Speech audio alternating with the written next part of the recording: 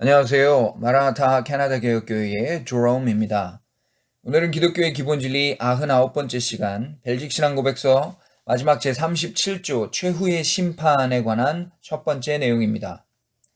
이제 제37조의 마지막 고백만을 남겨둔 시점에서 다시 한번 꼭 강조해야 하는 중요한 점은 하나님과 주 예수 그리스도에 대한 인간의 모든 신앙 고백은 언제나 성령님의 감동으로 기록된 하나님의 말씀, 즉 성경 위에서만 세워지고 검증되어야 한다는 아주 기본적인 원리이자 전제입니다. 어떠한 주제이든 간에 그것에 관해 토론하거나 일정한 결론에 이르기 위해서는 반드시 하나님의 말씀에서 시작해야 하고 그 말씀으로 최종적인 확인을 해야 합니다. 이렇게 단순하지만 절대적인 기본 원리를 간과하고 자꾸만 인간의 철학과 세상에서 유행하는 생각들을 쫓아 문제를 복잡하게 만들기 때문에 오늘 살펴볼 신앙고백 제37조, 즉 종말에 관한 주제가 그토록 교회 안팎에서 빈번하게 회자되면서도 또한 그 마지막 날에 대해 올바른 생각을 갖고 있지 못한 기독교인들이 부지기수입니다. 따라서 우리의 신앙고백서 제37조는 오직 하나님의 말씀대로 예수님의 재림을 믿는다고 고백합니다. 성경에 어디 그런 말이 나옵니까? 무엇보다 예수님께서 친히 유대의 제사장들 앞에서 그렇게 말씀하셨습니다. 신약성경 마태복음 26장 64절에 보면 예수께서 이르시되 이후에 인자는 예수님 자신을 얘기하는 거죠. 인자가 권능의 우편에 앉아 있는 것과 하늘 구름을 타고 오는 것을 너희가 보리라고 하셨습니다.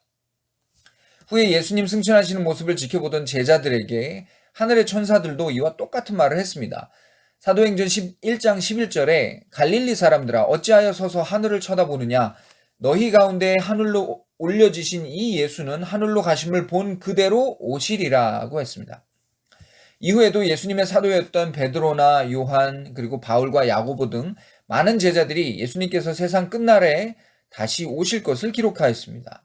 그런데 문제는 그렇게 예수님의 재림을 기록한 성경 중에 어떤 곳에서도 그 정확한 때와 시기에 대해 언급하고 있는 곳이 없다는 점입니다. 이것이 왜 문제가 되냐면 예수님의 재림을 간절히 기다리던 어떤 사람들이 기다리다 못해 마음이 너무 조급해져서 이미 예수님이 오셨다고 거짓말을 하기 시작했기 때문입니다.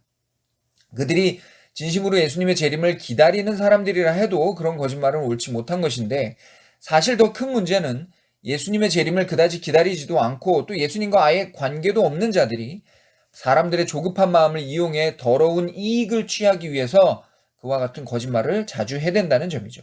자기가 재림한 예수라느니 혹은 특정한 날짜를 지목해 이때 예수님이 재림하신다느니 하는 뻔하지만 또 너무들 잘 속아 넘어가는 거짓말들을 하고 있습니다. 그것이 왜 거짓말일까요? 성경은 예수님께서 다시 오실 그때에 대해 일관되게 이렇게 말씀하고 있기 때문입니다. 마태복음 24장에서 예수님은 도둑의 비유를 들어서 도둑은 언제 온다고 말하지 않고 몰래 오는 것처럼 예수님 자신도 이렇게 아무도 모르는 때에 갑자기 오실 것이라고 하셨습니다. 그렇기 때문에 그 날과 그 때는 아무도 모르나니 하늘의 천사들도 아들도 모르고 오직 아버지만 아시느니라고 하셨습니다. 이 비유 말씀을 직접 들었던 베드로 역시 후에 그가 쓴 베드로후서 3장 10절에서 주의 날이 도둑같이 오리니라고 했고 또 바울 사도 역시 데살로니가전서 5장에서 형제들아 때와 시기에 관하여는 너희에게 쓸 것이 없음은 주의 날이 밤에 도둑같이 이를 줄을 너희 자신이 자세히 알기 때문이라고 했습니다. 이것이 성경의 명확한 증거인데도 아직도 예수님이 오셨다느니 자기가 재림한 예수라느니 아니면 그분이 언제 오실 거라느니 하는 이런 터무니없는 말을 하는 사람은 그 자체로 나는 거짓말쟁이요 하고 떠들어대는 것밖에 안 됩니다.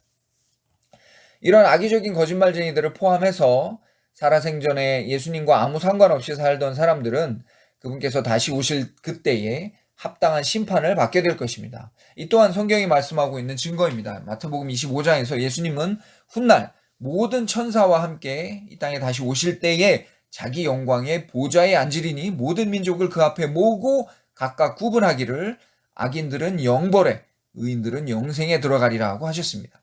또 바울 사도 역시 그의 후계자인 디모데에게 쓴 편지에서 예수님을 일컬어 살아있는 자와 죽은 자를 심판하실 그리스도라고 했고 베드로 또한 세상의 모든 악인들은 훗날 산자와 죽은 자를 심판하기로 예비하신 이에게 사실대로 고하리라고 했습니다. 결국 예수님이 재림하시는 목적은 바로 심판입니다. 죄인이 세상에 살아있는 동안 그 죄를 용서하신 구원자 예수 그리스도를 믿고 받아들였는가, 그렇지 않았는가 하는 것이 악인과 의인을 구분하는 결정적인 기준이 됩니다. 그래서 주님께서 다시 오실 때에는 세상 첫날부터 끝날까지 살았던 모든 사람이 예외 없이 예수님의 그 심판대 앞에 서서 심판을 받게 됩니다. 우리의 신앙 고백 마지막 조항이 소위 종말에 관해 다루면서 그 제목을 최후의 심판이라고 붙인 이유가 바로 그것입니다. 감사합니다.